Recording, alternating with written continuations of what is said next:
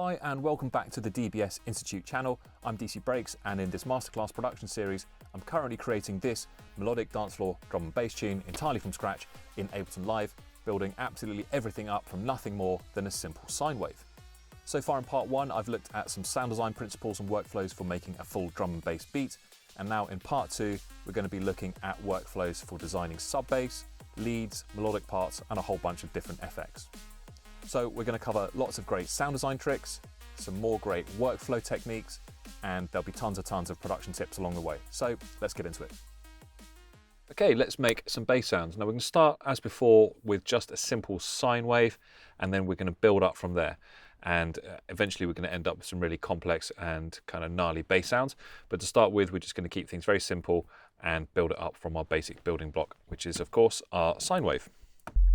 So playing at the lowest note that we can do if we're going to be making a tune in F, which is F1, roughly 44 Hertz. We can obviously use that as our kind of sub bass in our tune. That's fine, we can play different notes. But what we tend to do, because quite often sub bass notes like that can get lost on different sound systems if they don't go low enough. Obviously in the club it would be fine, but if you're listening on a phone you might not hear that sub. So to fill it out, one thing we can do is to group our sine wave sampler, duplicate it, and then just pitch this so that instead of having a pure tone, we're going to add a harmonic, and we're going to add in a third harmonic. So that essentially, if we're playing an F1 at 44, that's going to be 3 times that. So 44 times 3, whatever that is, 120, 132, something like that.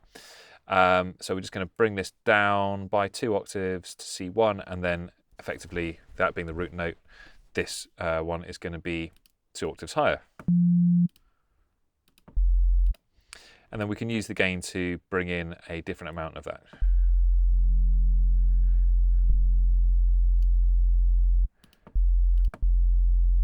And so it adds that hum, which can help it kind of stand out, and that kind of can help fill it out. Now, if we look at the oscilloscope as well, you'll see how that kind of affects the shape. Has the effect of just kind of tilting it slightly. And so that can be a bit more of a richer sub that will kind of kick through and fill out our tune a bit more. And we can keep this sort of as an instrument, and in the mix later on kind of look to modify that. But we're going to use this as a kind of basic building block. So let's rename this and call this sub. And what I'm going to do is come into my bass folder here. I'm going to create a new folder called subs. Oops, keep it capitalized. There we go. And then I can chuck that in there. So that's one way of helping a sub to kind of cut through, because often that's one of the challenges is trying to get these sounds to kind of be felt but also heard. So another way we can do that is just to come to our waveforms and grab some white noise. So white noise, of course, is atonal, so we're not going to be able to tell what note is playing when it's when we're triggering a bass note with white noise on it, but it will tell us that there's a bass note there, and that can also help it kind of cut through. Now, there's a few considerations for doing this. One is the kind of the shape, whether or not we want this to kind of sustain through the notes. The other thing is we probably don't want it as loud, quite as loud as that.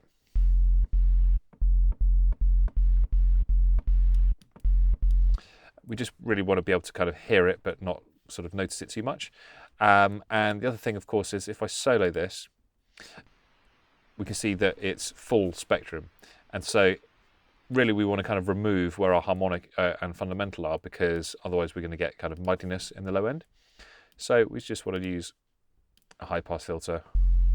If we solo this, we can see we can get rid of most of the content in that area. Just going to make that not velocity sensitive.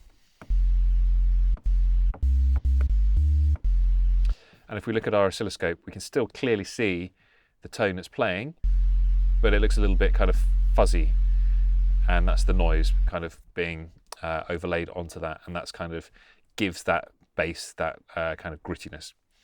Now, another thing we can do, which is just like the kick when we're designing a kick drum, to help that kind of add more punch, we can add more punch using a pitch bend. So if we come into sampler, turn on pitch envelope, and give it an octave,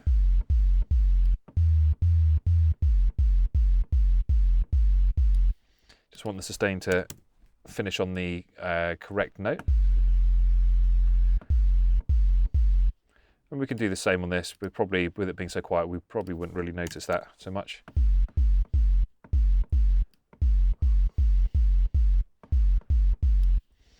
And the other thing we might want to do is just to back off the amplitude attack of the white noise.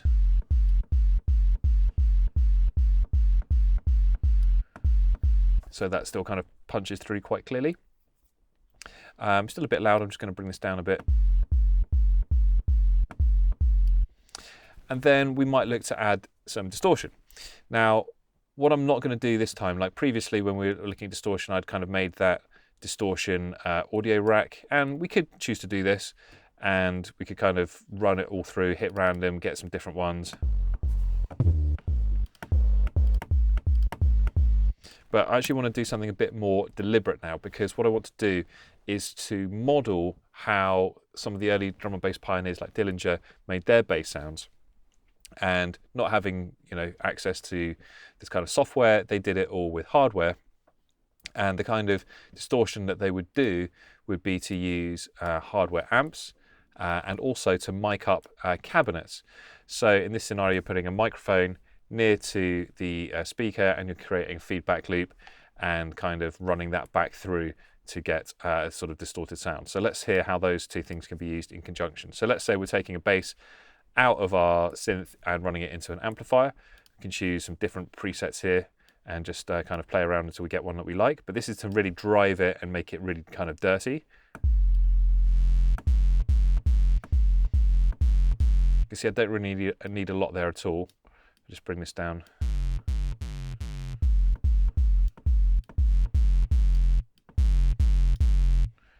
We can kind of shape it as well a little bit, depending on the kind of tone we're looking for. And then let's try running this through a cabinet as well. And here we've got different styles of speaker. So different arrays of cones and stuff. So we could take a 4x10 and we can use different microphone positions. So it's either on axis in line with the cone or off to the side or further away. And that can affect the type of feedback that we get. And we can also switch between a condenser and a dynamic mic.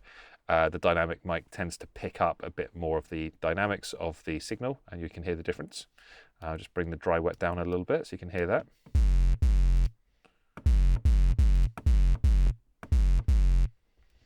My mouse is just playing up a little bit, excuse me.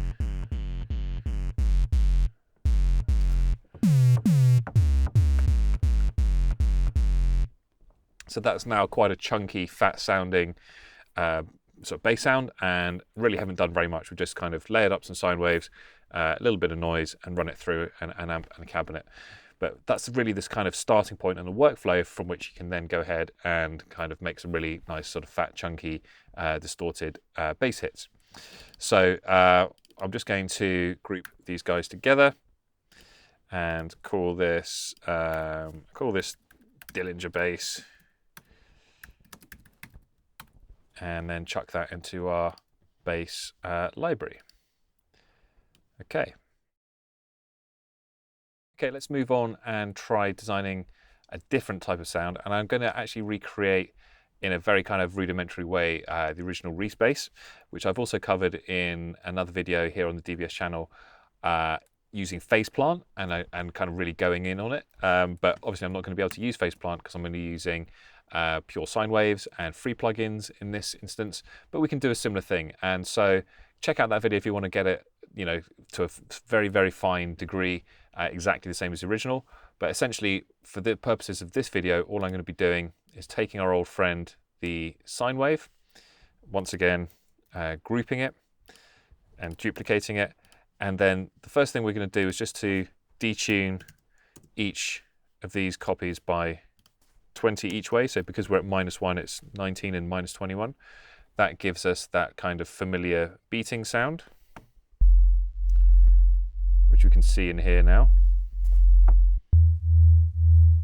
more apparent higher up the keyboard. Then we can group these two together and then duplicate again. And then this time we're just going to be coming down an octave so that we're effectively playing the harmonic above. and then we're just going to bring the gain down. So essentially, the way a Reese bass looks, it's like a harmonic series of sine waves, and they kind of get quieter as they go up through this harmonic series. So just adding that second harmonic, that's like 90% of the sound. And then if we just add another one, which is again another octave above. So this is the third harmonic.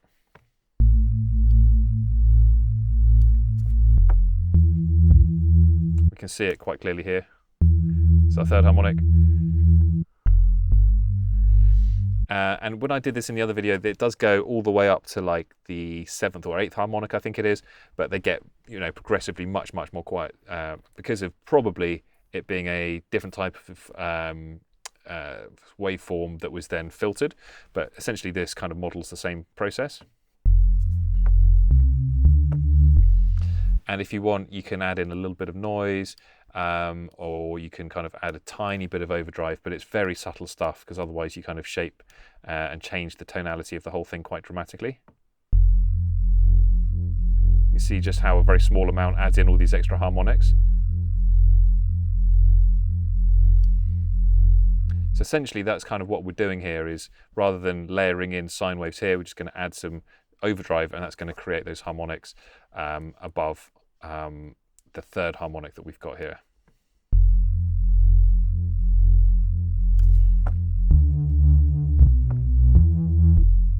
But that's pretty much it. That's kind of 95% of the sound.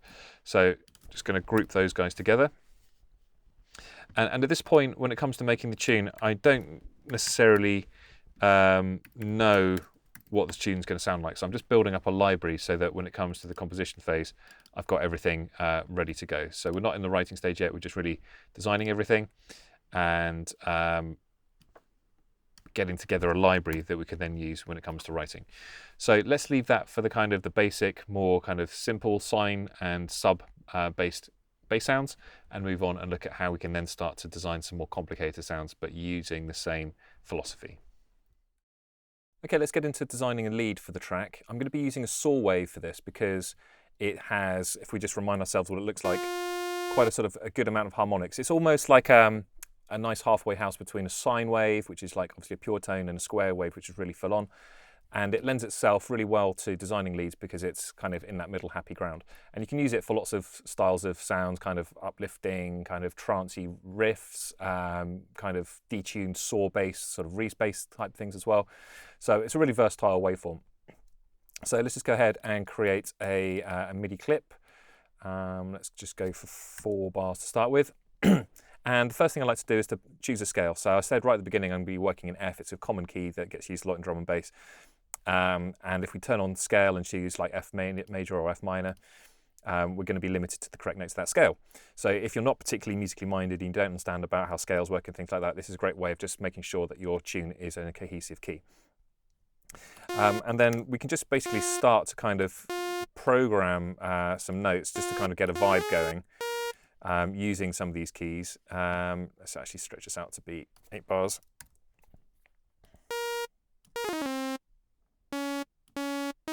Something simple like that, just to get us going.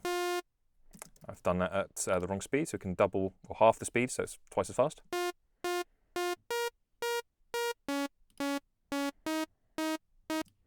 Maybe track that down a note.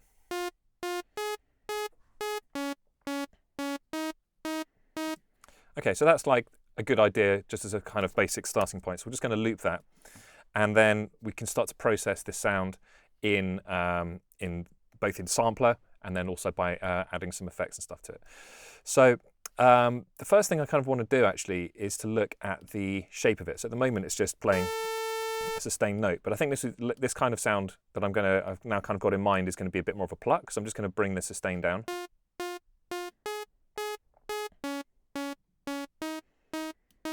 Go for something like that.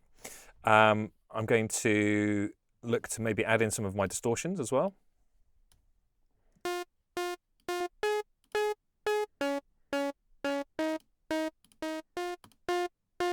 Just to kind of get a bit more of a kind of richer texture going than the simple pure tone. Another great way to do that actually is to layer up notes. So you're almost making like a chord bass. And so one of the ways that we could kind of do that is just to like take the whole lot and maybe come up a fifth and another fifth.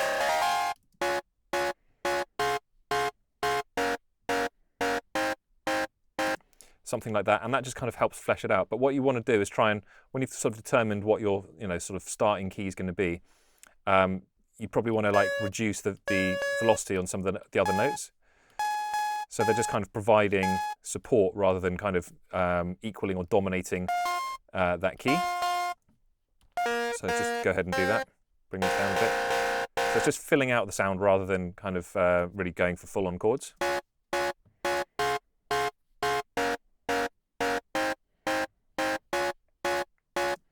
Okay, obviously it's quite dry at the moment, and again at this point I'm just working really quickly just to get a vibe going that I can then use to kind of get the inspiration flowing.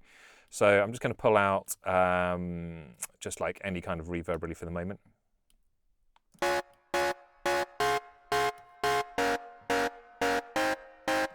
Now there's tons of ways we can add sort of more interest and sort of modulation into the sound. Something that's quite cool within Sampler that I really like is being able to use FM and turn on the FM oscillator. So this can really kind of mangle the sound. I don't know if it's going to be right for this track, but it's good for making kind of more like dance floor, jump up and kind of neurofunk type leads.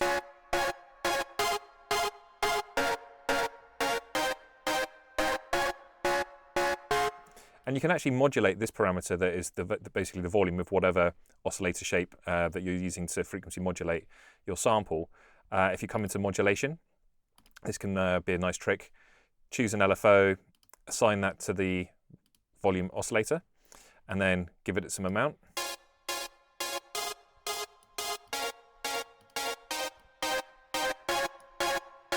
I'll make that really extreme so you can really hear what it's doing, make it really fast.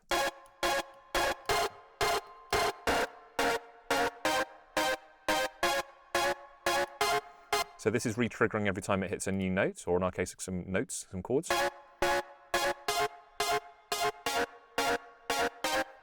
And you can shape this with the envelope as well.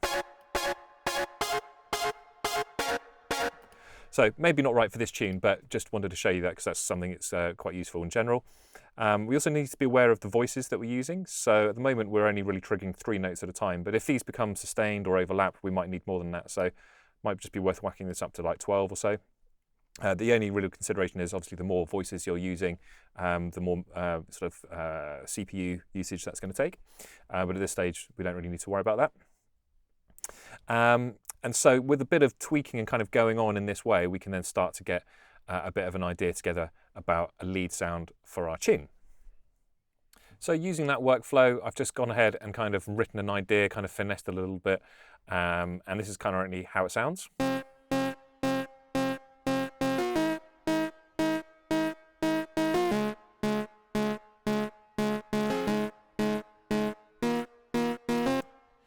So with us aiming for a kind of uplifting, euphoric style dance floor drum and bass tune, using chords like this can be a great way to kind of tell that emotional story much more easily than just using kind of individual lead sounds. And you can see that within this, the kind of nuance, if you like, of the chords has been kind of changed by kind of playing around with different velocities on some of the different notes.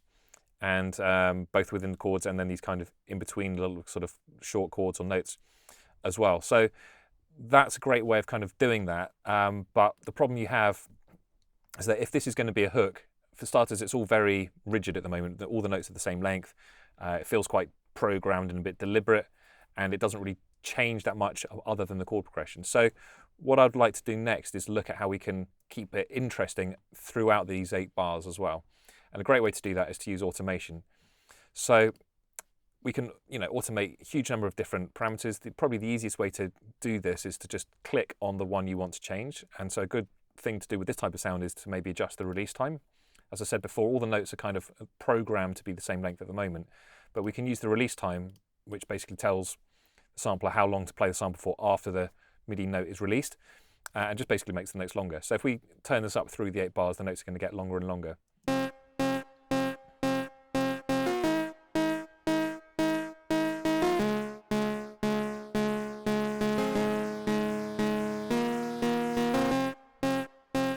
And we could do the same thing with decay time as well. That'll also kind of have a similar effect.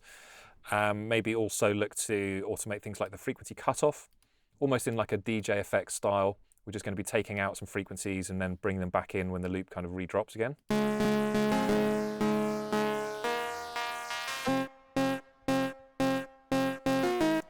So without kind of going through and spending loads of time doing this now, this is kind of a good starting point idea. At some point I'm going to have to render this into audio, and it's not perfect. You can hear where the notes are getting longer, they're overlapping, we're getting some kind of clashing here, so listen out for that now. Or maybe here more so. So it's just a little bit messy, that needs kind of tidying up.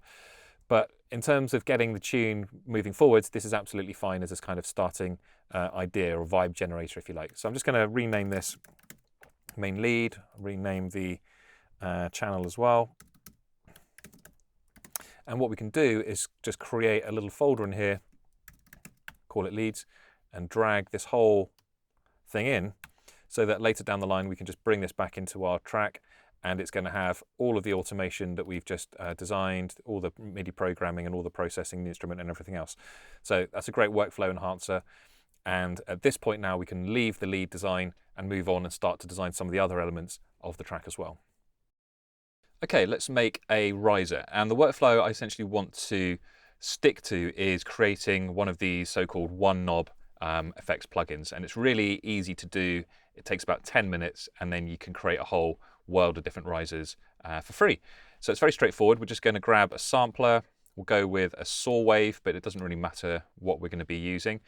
And essentially all we're going to be doing is, if I group that, is assigning lots of different parameters just to the one macro, so that we can control numerous parameters with the one macro and create that sense of rising. Now we can achieve that rising through changing the pitch, through having an oscillator that kind of gets faster, maybe on a filter. We can also kind of create that sweeping effect through going from low frequencies to high frequencies, and often combinations of all those things really create that sense of rising to build anticipation into a track. So I'm just going to create an 8-bar clip here. We'll start with something like a lowish, we'll keep it in key, so we're going to go with an F. So that's an F3, let's go down an octave, F2. And then I'm just going to come into the MIDI controls and assign a pitch envelope, pitch bend. It is an envelope. If I make the grid really large, right click, I can just choose a low to high saw shape.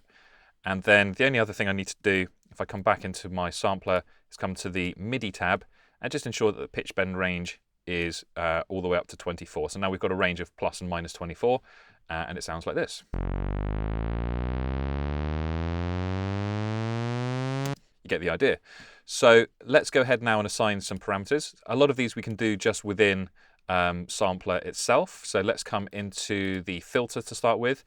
And what I might do is, or ultimately I'm going to do, is have a kind of a dry lane and a wet lane for all of this stuff. So I'm just going to call this one wet. So this is where most of the kind of really sort of extreme effects are going to be. We'll go for like a bandpass sweeping through. That kind of thing. So just going to map the frequency to macro 1.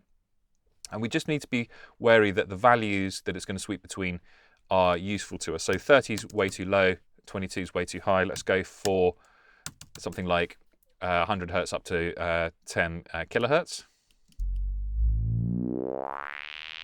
So we can't go any higher than that. So that's fine. Let's go ahead and do some other modulation here. We could assign LFO1 to maybe the volume and the filter, and then look to map, again, the frequency to the same knob. And again, 0.01 is way too slow, so let's go for between 1 hertz and maybe say 10 hertz, something like that. And while we're here, let's also go ahead and assign LFO2 to some different stuff. We could do our same kind of trick we did before with the volume oscillator in the FM mode. So if we give that some volume, we can then kind of look to modulate that as well. So let's just come into here. Let's have the frequency of that assigned here again. And again, let's just pick values that are a little bit more useful to us. Something like that, give it some amount. And I'm just working quite quickly at the moment. You can explore these in more depth if you want. Now, the thing I want to do next is start adding some external effects. So Let's add in a delay to start with. Let's go for just like an echo. And all I'm going to do to start with is just grab a random preset. Modulated delay sounds interesting. Climbing flange sounds good. Okay, I'm not sure why that's playing. I didn't press anything. Well, we're getting some signal there, so that's fine. We're going to assign that wet dry knob to our macro as well. Let's see what else we can grab here. We could wash everything out with a reverb, so let's do that as well.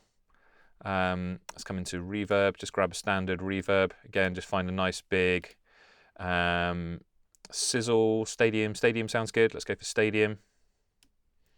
Let's assign dry wet to our macro here as well.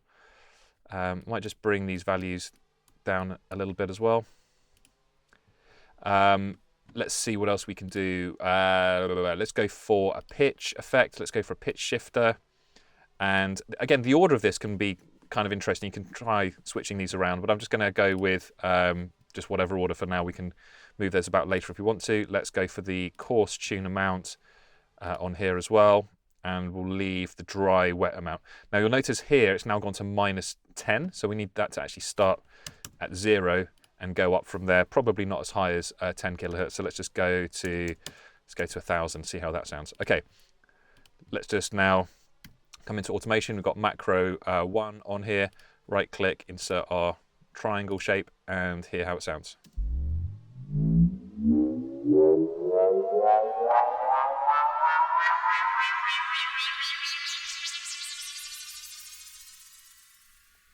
And there you have it, a riser, and I did that in, a couple of minutes.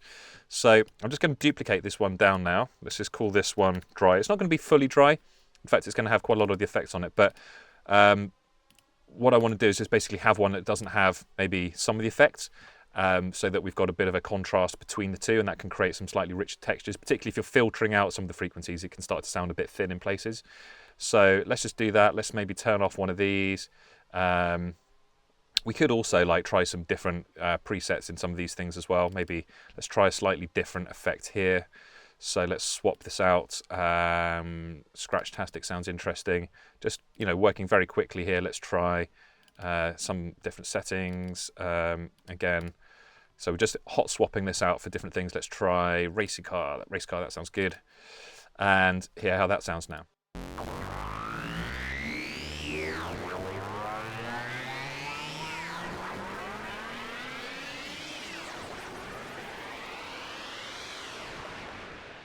Okay, so a little bit crazy, but we could then kind of figure out what it is. Probably this scratch-tastic one sounded like it was doing quite a lot. Maybe bring the levels down on this a bit. And this sounded a bit crazy as well. Just maybe pull some of this stuff back. And again, we could just kind of fine-tune some of this stuff. But using that workflow very quickly, you can get some really rich and interesting sounding risers. The only other thing we can do at this point is decide whether we're going to have them over 8 bars, 16 bars, maybe some really shorter ones for kind of quick transitions. And, of course, the other thing we could do if we come back to our macro 1 here is do it the other way round as well, so that although the pitch is going up, perhaps the effects are coming down. So let's try that, for example.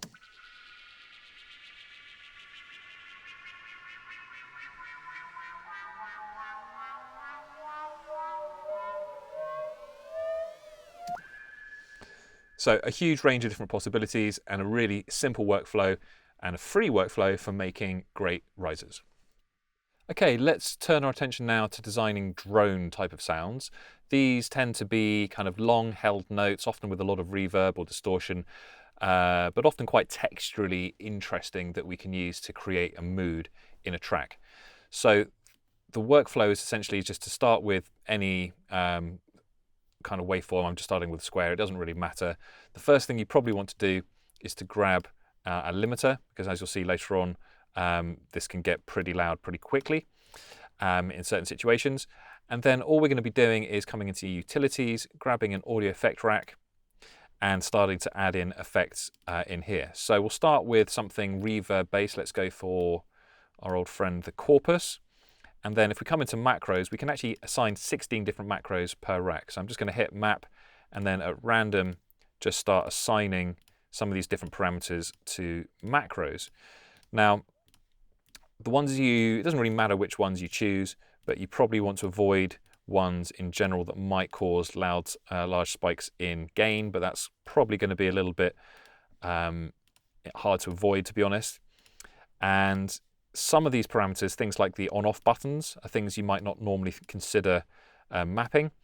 And if you run out, it doesn't really matter because you can just chuck them on top of each other. So we're just going to go ahead and just keep going until all these things are assigned macros.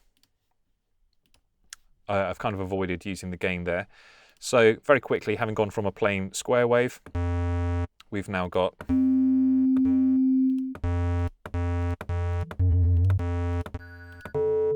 some potentially different textures to work with.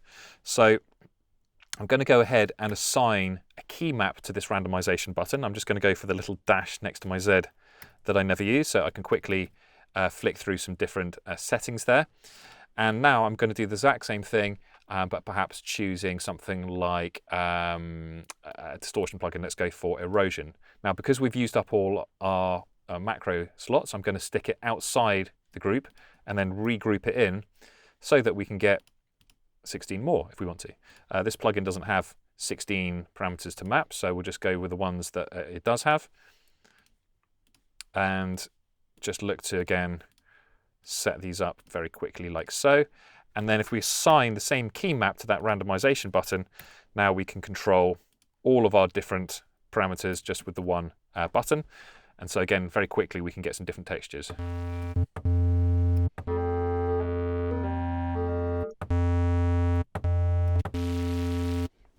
Now it's quite good to have a reverb at the end of a chain, so I'm just going to do the exact same thing. Maybe actually pick some kind of preset here as a starting point. And so once again, just putting it outside but grouping it into the same chain so that we can add in a whole bunch more randomized mapping settings. And some of these things, like the algorithm that's being used in this impulse response based reverb, might be things that you might not normally choose to consider when you're mapping or automating parameters. But in different combinations, these things can create really unusual sounds that you might not be able to make really very easily, almost in any other way. So again, just working quickly, grabbing a lot of these settings, doesn't really matter, and assigning randomization of this set of controls to the same key. So now we have 3, I think it is, sets of different effects. Here we go, that we can randomize.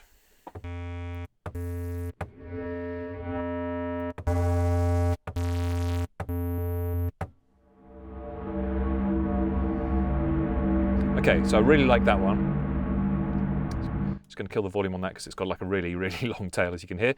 So once we do that and we find one that we like, we do just need to save it, otherwise we're going to lose that randomized set of settings there. So just going to rename this as Drone FX1, and now we can dump that into our user library in effects.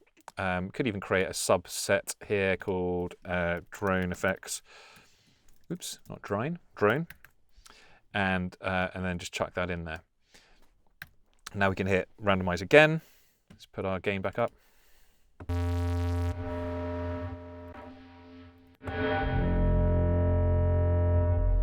Again, really cool. That sounds great. Let's go for Drone Effects 2. And so in the space of, 5 minutes or so, we've managed to create, with the touch of a single button, as many drone sounds as we could possibly ever hope to want or need. And this is, again, just using a square wave. So we could try experimenting, putting in maybe in some white noise here. That might be something else we could do. Let's do that now, in fact. Waveforms, let's chuck in some white noise, see what we get.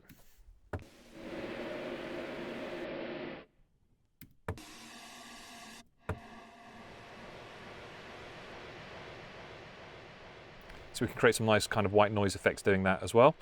And if we want to now, we could also group these two together, so we've got that more like an instrument now as well, rather than just an effect. So let's call this white noise effects. There we go. And now we're going to put this into our samplers folder as well, or instruments, or however you want to organize it essentially.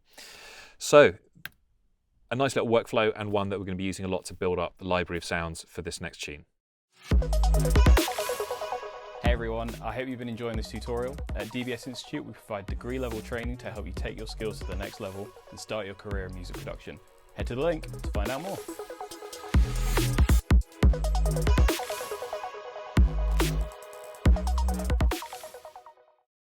Okay, let's look at a workflow now for designing some really rich, lush pad type of sounds for our track. And as always, we're going to start just with a basic saw wave. So we're just going to make sure we've got that loop. Let's remind ourselves how that looks and sounds. And so essentially the workflow is to use the controls to do things like change the spread. The spread essentially makes the sound a bit more stereo, but it also has some unexpected benefits, because as we do that, we get some interference between the left and the right signals, and this can create some kind of movement and beating through the kind of constructive and deconstructive interference of the left and right signals. So you can see it kind of moving around now a little bit. But mostly we're looking for subtle modulation through the use of an LFO, and we're going to be adding small amounts of volume, automation, a little bit of pitch. We're not looking for large amounts. We're not making sirens here. We're just looking to use very small, subtle movements. And essentially with something like pitch as well, that's really emulating the type of processing you get in like an analog hardware synth, like my Virus here, where the waveforms would slightly detune, and that can actually help create this sense of sort of analog richness, even though we're working purely in the box. So perhaps a little bit of volume movement and a little bit of sort of filter cutoff movement as well. And we're going for quite sort of slow movement here. We're not looking for something too fast. So once we've got something like that, we're just going to group this, and we can duplicate our layer down. Now we're going to be adding potentially quite a few layers here, so I'm just going to bring the gain down so that we don't get too loud. Oops, just -6 in there, for example. And so let's duplicate that. So now we've got the exact same thing duplicated. I'm going to come into controls and just pitch it. Let's go for a 1/5. And then I'm just going to tweak, without really stopping to listen too much, all of these controls a small amount, maybe change the cutoff as well, how quickly that's happening. And because we're going to be stacking things, kind of sort of pitching up, I'm just going to bring the gain down for each successive layer so that we don't get it overly bright at the end. It probably will still come out quite bright, to be fair, but we'll just look at modulating that, attenuating that a bit further down the line. So we'll go for an octave now. Again, let's add in a bit more movement, change the spread amount, and working quickly, do that a few times. Something like that. Let's not, again, worry too much about it. Okay, let's listen to what we've got now. So having had this,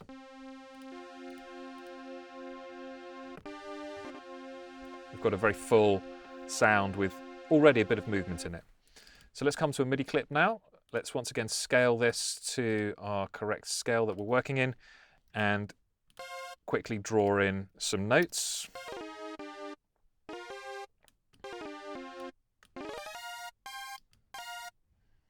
These are velocity sensitive, so we can kind of move the emphasis of these about a bit as well until we get something that we like.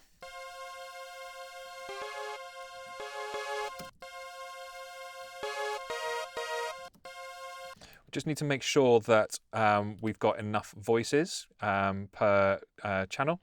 So we just need to come into sample and make sure that the number of voices is suitably high enough. Just going to make this maybe more like 10.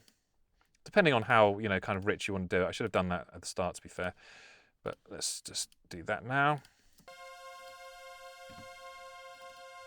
We could, really go to town on this to make a really big sounding chord if we want to. Oops, these are not remotely quantized to the right spot. Let's just do that.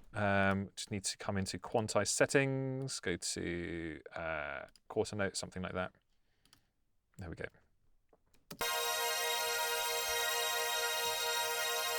Now you can hear how bright that is, partly because I've pitched everything up, so I might just bring everything down an octave.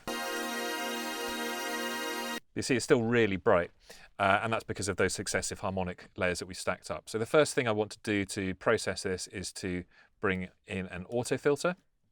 and just bring down the cutoff a little bit.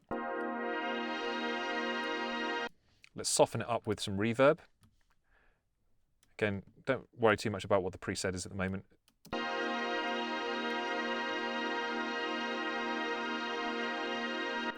Let's duplicate our filter as well so we can control a high pass filter too. And essentially what we're going to do now is just look to program a bit more of a deliberate type of modulation or automation of the filter cutoffs. So we can do things like this.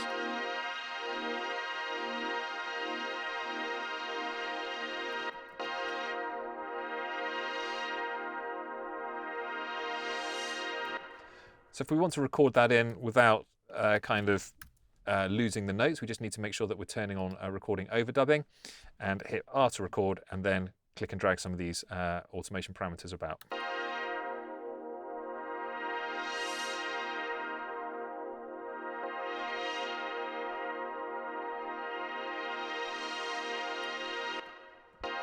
Let's do the high pass as well.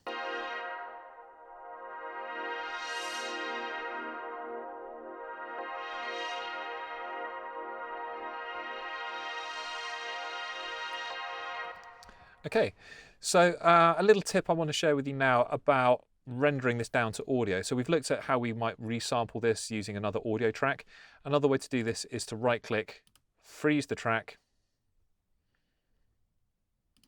right-click again, flatten the track, and depending on how much processing and things you've got going on in automation, that can be quite a lengthy or slow process and can be quite cumbersome compared to certain other DAWs like Logic, where you just right-click and it bounces it in place. And the other drawback of doing this is now that we've lost our instrument.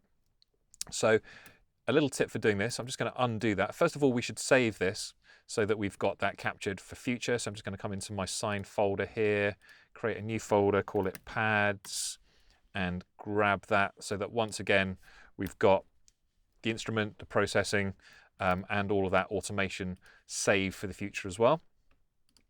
But you can also customize your DAW, whether it's live or really any program, using some app shortcuts within OS X. So typically there isn't a keyboard shortcut in live for freezing the track. You can see there's nothing there. But what you can do is come into System Preferences, come to Keyboard, Shortcuts, and then App Shortcuts. And from here you can add any app that you like and add in specific menu commands and create keyboard shortcuts for that. So you can see here I've created one for flatten track and freeze track. So to do this, you just need to hit plus, choose the app that you want, so Ableton Live, and then you have to enter the exact name of the menu command you want to add. So in this case, it's from the edit menu, it's freeze track and flatten track.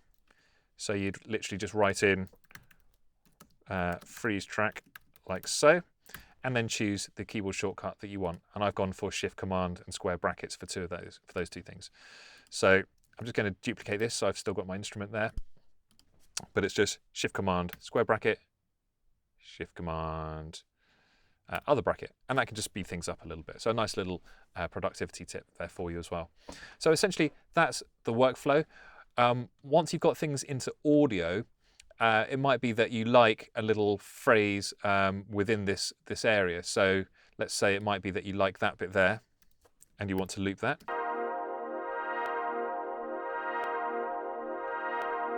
So this can be quite a good way of finding sort of different loops, and that's why you kind of make this movement almost at random slightly sometimes. And it might even be that it's not necessarily a loop tied to the grid. It might be that sort of thing, for example.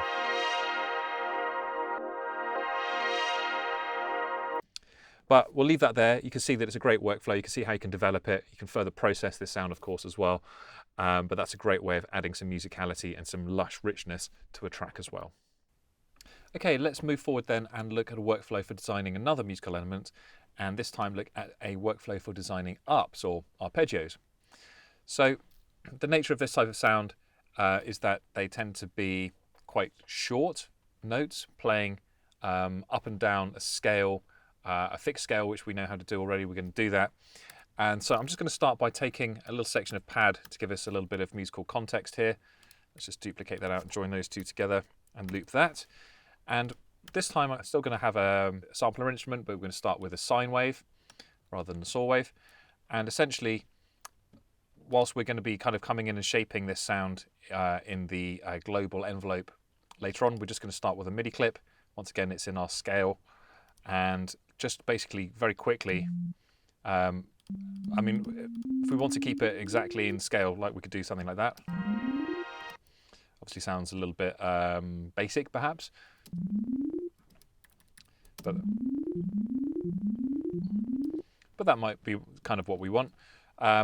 We can shape the tone of this quite a lot by changing the shape with the envelope. So let's just look at, for example, backing off the attack to make it almost sound like it's kind of reversing.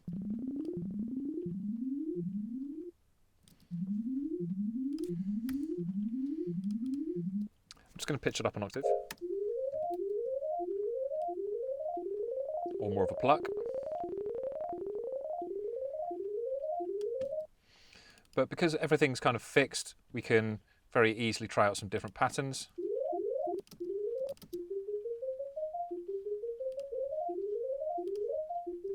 And we can very easily kind of move notes around. So if we set our pencil tool and set up the grid to the note length that we want, we can very easily kind of come up with some new patterns and just work very quickly to create stuff.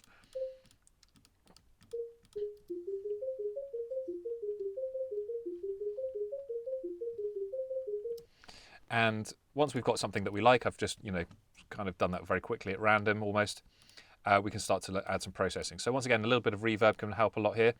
But what works really well with arpeggios to create kind of interesting kind of textures is using echo. So let's just grab an echo preset at random here.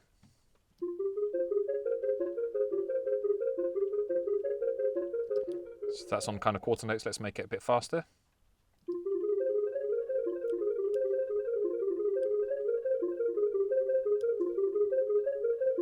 So that's quite nice. We can also grab some other kind of delay effects, and sometimes combinations of these can lead to some really interesting results as well.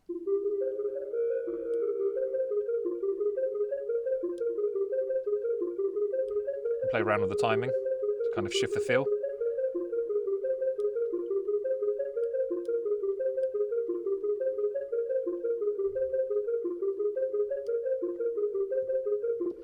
So depending on kind of what you're looking to do, the workflow is really that. It's just kind of processing melodic patterns that you've kind of scaled to the grid, choosing a sort of a speed, and then kind of designing your MIDI structure and applying some processing in the same way.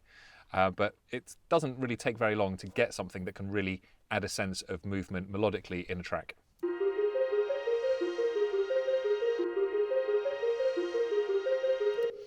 And so once you've kind of got your chord pads in place and maybe a chord progression through those, at this stage we might like to do something that matches the chord progression of the lead that we designed. We can then bring in this melodic layer through an arp, and those three things together can really help give your track an identity and to convey that kind of emotional message through the melody that you're using in your track. So following those workflows, I've gone ahead and designed some kind of different pad layers, an arp, some other pads, a few simple plucks and beeps, and you put it all together with the beat, and we've now got the makings of the intro for our tune.